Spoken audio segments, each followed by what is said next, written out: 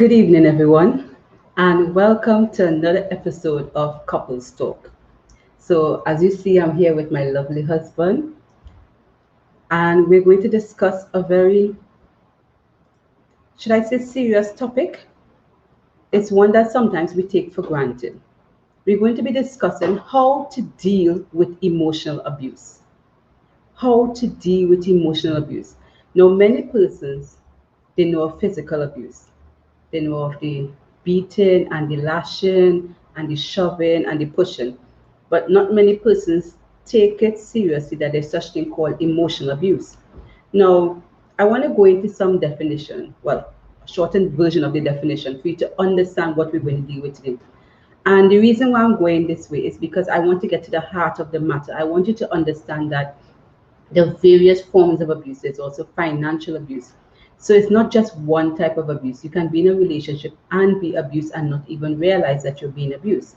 So first, I want us to understand what is emotional abuse. I'll just read this to you. It says emotional abuse is one of the most difficult forms to spot. It can be subtle, that it slips by unnoticed, or overt and manipulative enough for you to see right through them in an instant. Thank you, Joshua. So basically, what this is telling us is that emotional abuse is difficult to identify. Sometimes you're being attacked verbally in your relationship, but you take it for granted because you think that you're having an argument. But you feel so broken and uncomfortable after the situation that you don't even realize that you're actually being emotionally abused. As it says, it can be subtle. You can't sometimes you don't even realize it's happening to you. And then sometimes it's so blatant that you take it for granted again and say, well, maybe I did something to contribute to this. But I want you to know that emotional abuse is dangerous, emotional abuse is serious, and I want you to focus on the points that we're going to highlight this evening. And know that if you're in this category, you notice anything about it, seek professional help. It's not something to just idly cast aside. But, Charles, I want to ask a question. Can emotional abuse be something that is learned? Because as I went through the points, I'm seeing characteristics of some of these things that I may have seen in my or seen in other individuals in my family or different things, or even interaction with families or so forth. But can this habit of emotional abuse be learned? Actually, yes, it can be. Emotional abuse is just like physical abuse. Many times, what we notice is that a man might be physically abusive to his other half. Sometimes a woman might be physically abusive to her other half. And if you do check a trend in the family history, you might notice his father or uncle or grandfather might have been one to be physically abusive to the members in their family. And because that's the only environment he would have learned, that's the habit that he repeats. Not that he repeats it because he wants to be abusive, but that's the only thing that he knows how to display himself. And sometimes, even when it is that you think you can do better, if you don't purposely try to unlearn such a pattern, you automatically repeat such a behavior. So, in that instance, emotional abuse can be in the same manner where you have seen it in your home and you too will just replicate it because that's the only way you know how to communicate or garner attention or respect from the other person you're dealing with. All right. So I'm going to look at and I'm going to just be the navigator here. Because this is your topic. I mean, emotional abuse is something that a lot of times you really need professional help. We take it for granted that physical abuse is really the issue that everyone looks out for. So we look past emotional abuse. Someone don't know how. I mean, I can't go to the police station and make a report that my partner has emotionally abused me. They won't know how to make a report for that. Because there's no physical evidence. The police needs to see physical evidence of something taking place. So you a lot of times you're stuck. You're not sure, how do I get help for this? I mean, is it in my head? Or in some cases, I remember I had a past situation where a female friend came to me and said, well, the reason why he do these things is because he loves me. And I realized I could have seen that this person is being abused, but she felt that she caused this on herself. And that's the reason, because she nags or because she's doing this, is why he's responding like this to me. And so she tells herself, well, if I am more patient, if I'm more quiet, if I am more this, he won't do it. It's my fault. And 10 to 1, he continues to do it. He does it more because he now realizes he has you in a grip that you can't get out of. So he repeats the behavior because you know what he's saying? Yes, I have an underfoot. So I'm going to continue with this level of abuse. So she thinks the more she tries to stay quiet, is the more he's going to actually escalate or accelerate the behavioral patterns. All right. But I mean, we're getting into a point there, because you're saying there is a place for you not to escalate the situation. Yes, there is a place, All but right, we'll get to that. So, how do you know that you're in an emotional, abusive relationship?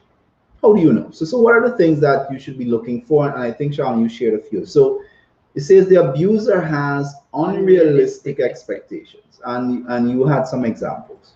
Well, please note there are a lot of examples. You can even find some of the information online if you tend to Google it. Even if you see some of these signs, you can even correlate some that you have been experiencing. But for essence of time, I'm just going to highlight a few. So we have making unreasonable demands of you. Sometimes it's something unrealistic. You might be going through an experience and you know this doesn't make sense, Say in a situation where you cook the food earlier, but he doesn't think it's warm enough or good enough, so he wants you to cook over another meal for him because he just decided he doesn't want to eat it. That's an unreasonable demand. That's the kind of thing we're talking about. Expecting you to put everything aside and meet their needs. This is sometimes where you're in a relationship and he wants you to follow every single pattern that he is doing, or he wants you to also even love his hobbies. So whatever he's doing, you have to do as well. And even if you like something, you need to give it up because you need to show him you love him by even following everything he does. Trust me, that is not healthy. I want to make sure I'm understanding you correctly. I love basketball, and I enjoy when you come out and watch me play basketball, even if you can't play. Just seeing you there in the stands while I'm playing with the boys or so forth. Is that emotional abuse? No, that's not emotional abuse. That's called supporting. That's called compromising. What we're talking about in a case of where you love basketball, Yeah. but say perchance I end up having a situation where I had an event planned with some female friends that happens to clash at that moment with your basketball game. And then you turn and tell me, well, I am your husband. You need to give up that line to go and watch me play basketball. So I'm feeling so guilty because I had this plan so long ago. So what am I supposed to do? I am your husband. No, really and truly. Where's the compromise there?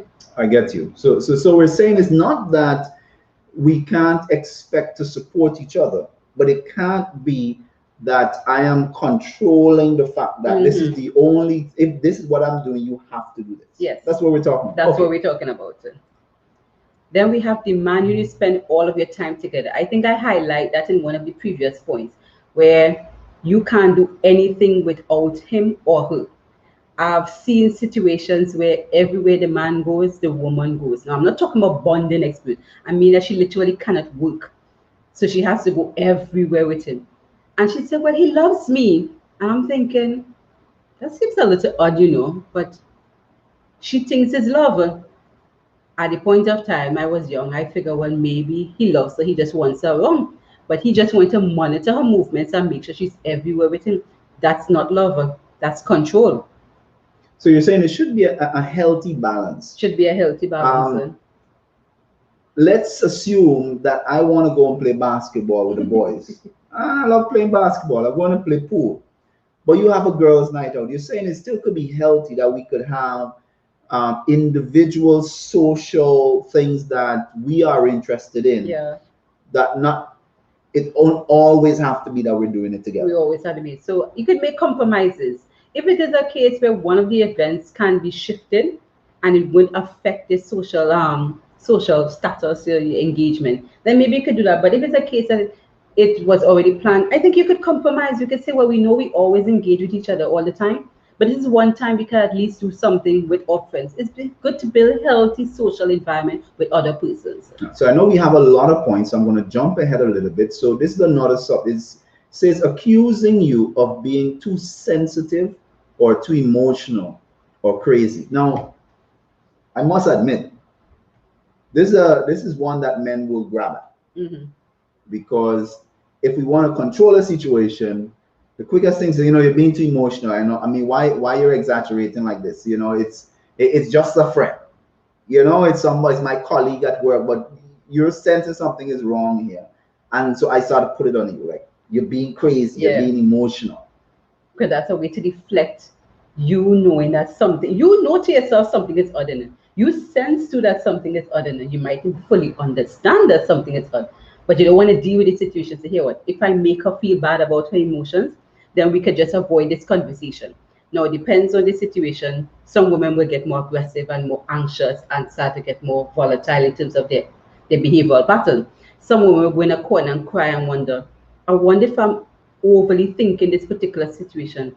Am I exaggerating? Maybe it's not what I think it is. So you go and you cry in a corner because you're thinking maybe you're too emotional, when really and truly it was just a deflection to make you feel bad, so you can stop engaging in conversation. I get you. All right. So if we move on, it says the abuser create chaos. Some of the examples are starting arguments for the sake of argument. I think you touched that. Or making confusing, contradictory statements. Some things like calling you crazy making. So let us move on, because I think you've touched a lot of there and we got some examples. So what are the types of emotional abuse? And I didn't realize there were types. I just figured it was just emotional abuse. But you're saying there are types of emotional abuse. Yeah, because emotional abuse can be broken down into different areas, because what can possibly happen is that the abuser may not be doing every single thing. Because in some of the points we highlighted, the abuser might not be doing every single one of these points, because they may only need to do one or two in order to keep you in that confined area. So the reason why, so it's basically described in terms of different areas. So let's focus on the types of abuse. We have accusations of cheating or other signs of jealousy and possessiveness. I notice that tends to happen when the abuser is the one who's cheating. So the first thing to do is attack you for cheating. So they're always paranoid, thinking that you are actually cheating first. Constant checking or other attempts to control the other person's behavior.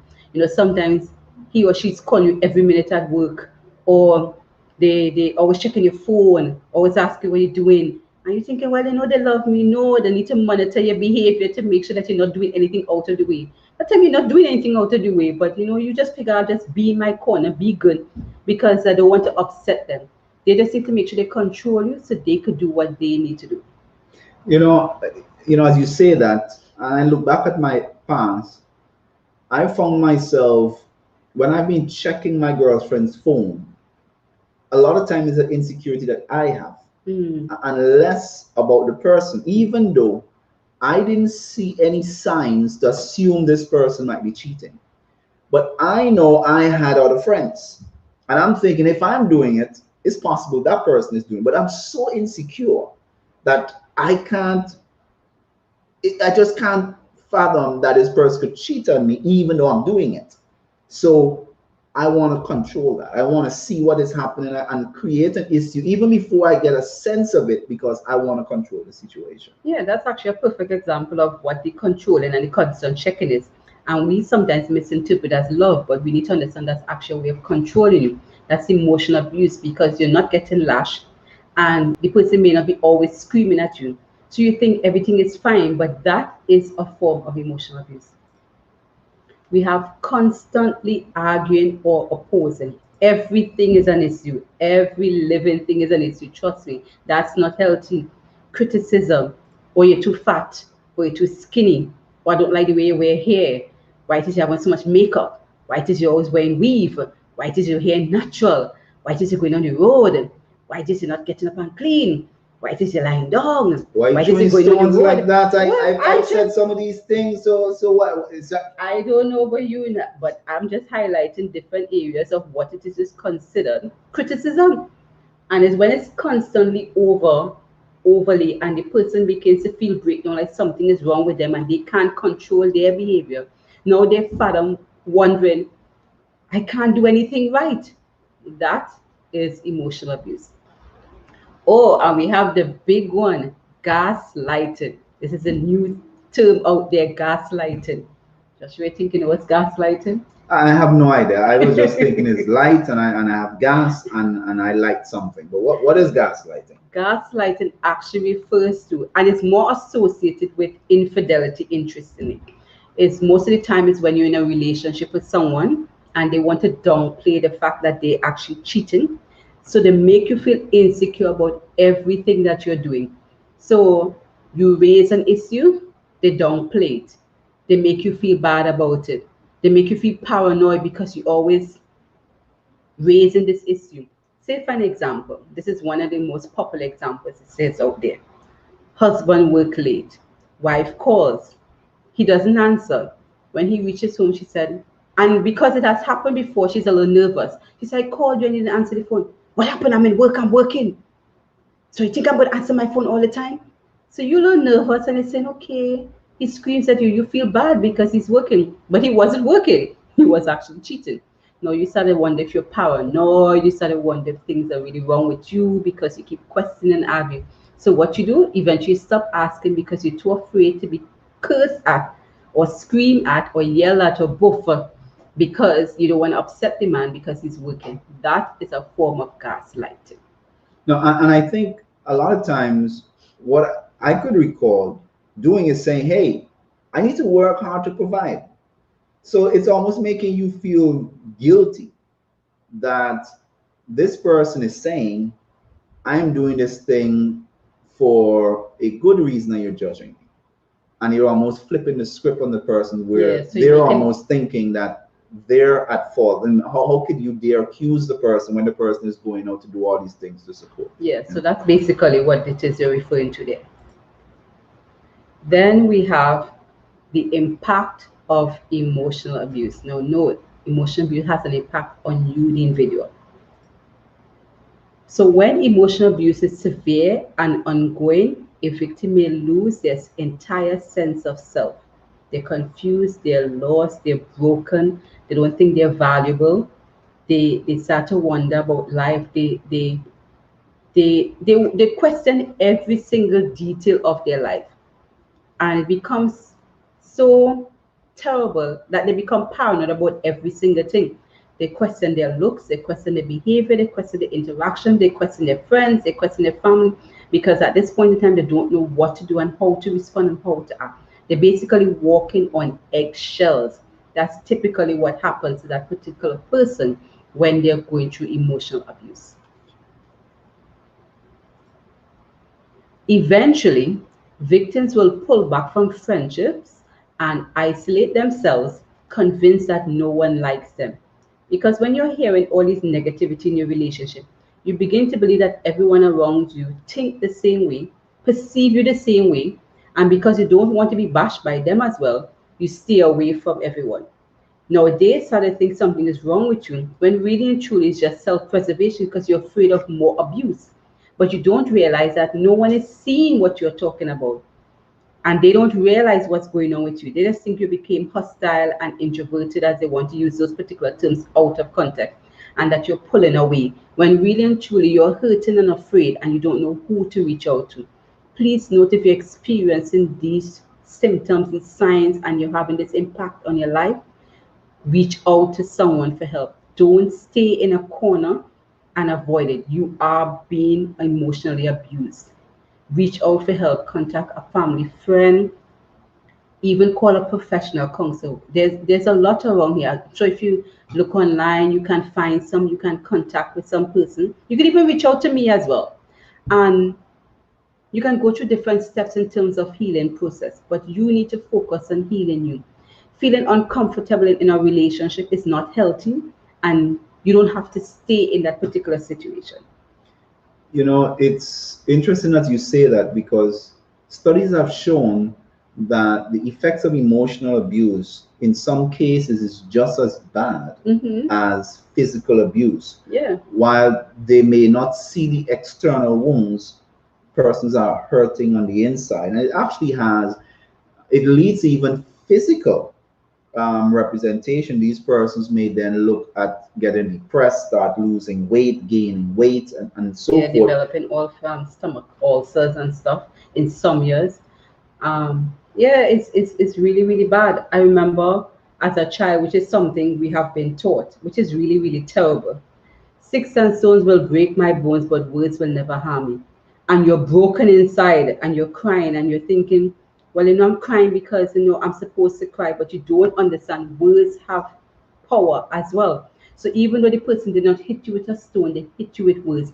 And sadly, we were taught that as children, not realizing we were going through emotional abuse from our peers. And so we were taught to accept emotional abuse and not fight against it, which is unfortunate. And I hope we can change the dynamics now, knowing that it's something severe and it can be worse than physical because it damages your whole being, that you can reach out for help. So some of the complication, it says, don't argue with the abuser. It only escalates the situation. Yeah. And this leads me to a Bible reference, and I brought it up earlier in one of the recommendation. I'm just going to jump to that because it's so timely here. It says, a soft answer turns away wrath, but a harsh word stirs up anger, which is taken from Proverbs chapter 15, verse 1. It's a complication that, as much as you don't want to stay within an emotionally abusive situation, you also have to be observant of the situation, and don't escalate it to the point that it can actually lead to something more physical. So you got to make sure that you're controlling the situation and what is taking place, and even if you need to exit that, but you need to move away in a safe way. No, I just want to add to that. When we say soft answer turns away wrath, and we talk about, not escalating the situation, you might think arguing the person is a way to defend yourself. You might actually aggravate the person to attack you physically. So you need to realize that walking away, holding your ground, is actually the safest way to handle the situation at that point in time. Are there times, though, if you are looking at a situation, that you may need to actually speak on it? So are you saying that you can defend your situation, your point, without aggravating the Yes. situation? So if it is the person is starting up and you realize you need to put an end to it, you can actually set boundaries. Say this is what I do not like, and I will stand for it no more. Now, if it is you decide that, you're going to put an action in place in terms of how you're going to deal with the situation. Now, please note, you need to actually go through with it. So if it's a case where you say, I am not going to have this conversation with you, I am going to walk away, and he says or she says, you can't walk away with me, walk away.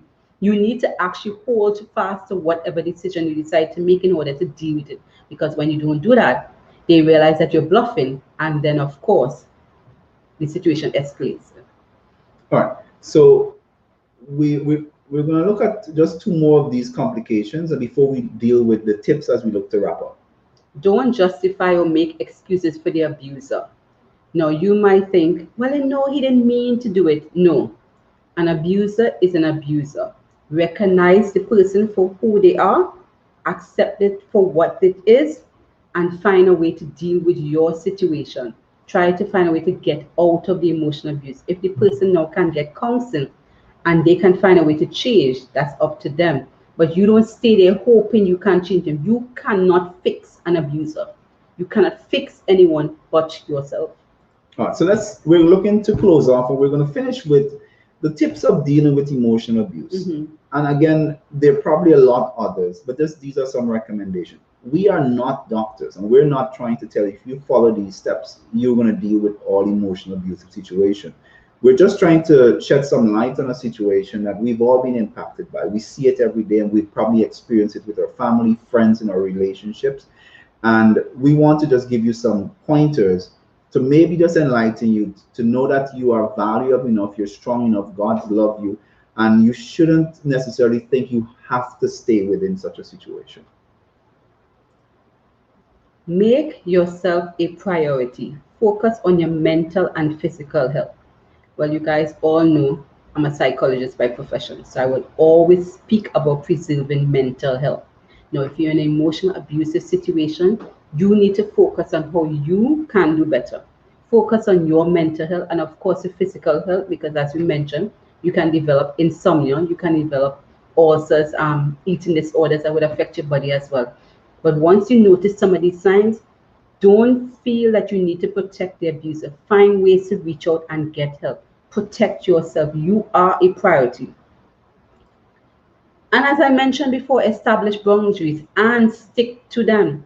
Make sure that whatever it is you're deciding to do, you're going to stick and hold to that. You need to make sure that they see that you are planning to do better for yourself. Now we pray and hope that the person doesn't escalate the situation, you make the decision. But make sure you do it in a calm manner. And if you have to do it in a way that they're always aware of what you're doing for safety, that's fine. But make sure whatever you do, you hold fast to these boundaries. One of the things that I recognize even with the tips here, your help starts with you. Mm-hmm. You dealing with the situation is not trying to convince that person that they somehow have a problem that they need to change. You can't change anyone. You may need to identify to them the issue that is taking place, but you got to recognize that a lot of the change have to start with you. You, for some reason, have accepted this at some point, and it may be new, but a lot of the times it's not totally new. Mm-hmm. A lot of the times you've seen some signs and you've just hoped that it would change.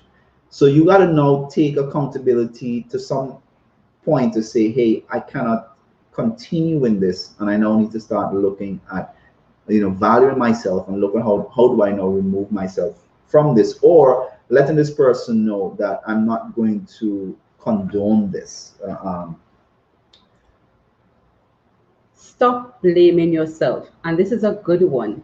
Why? Because I actually want to highlight a particular area that he mentioned in terms of his discussion there, where many times you marry this person and you think to yourself, but how did I miss the signs? There are many times with emotional abuse that you don't see these signs before because it might be subtle or it might not have been there per se when the relationship was starting, because the person would have showed you all their nice sides to make sure they get you into that particular situation where they have hooked you. So if perchance you did not notice the signs before, do not blame yourself thinking, I missed those signs. And if it is you're in this situation, you're enjoying it, still do not blame yourself. You are not responsible for the abuser's behavior. That is their characteristic that they need to work on. All you need to do is figure out how to fix you, save yourself. All right, realize you can't fix the abuse, and I think we've touched this. Mm-hmm. A lot of the problem is not necessarily with you, it's with that person. And what we're trying to say here is that you have to get to a point where you don't accept what this abuser have been saying to you and somehow tell yourself that you deserve this. And so I need to stay in this, and I now need to simply condone this. You can't fix that person, but maybe you could find healing in your situation to be in a better point. And I mean, with help, who knows, this person may be able to really see the wrong of their ways and to start with the appropriate assistance to kind of grow from that. And you could be stronger, but the reality is at some point you have to be able to draw a line in the sand and to be able to start that healing process. Avoid engaging. We mentioned that before. Don't engage with the person. Back off. Leave them to themselves. You find something else. You find a protective area and make sure that you're preserving yourself. I like this part. Build a support network. There are times that you can't do it on your own and you start doubting yourself. I mean, you can't necessarily reach out to everyone. The worst thing you could do, if you're being abused and then you find someone that maybe they're going through a similar situation and you're just hoping that they will be able to make you feel better. sometimes it end up being a pity party, because if you're looking at someone that's in a similar situation, they may not be able to give you the kind of help you need. You really want to find a healthy support network, someone that you're seeing is in actually a healthy relationship or so forth, that might be able to give you really good support for you to get out of that and to guide you in the right direction. Anything else there, Sean? No, that's actually good advice. Yeah. And last but not least, work on an exit plan. Talk to us about this. Now, this particular point here relates to the fact that the abuse might have escalated.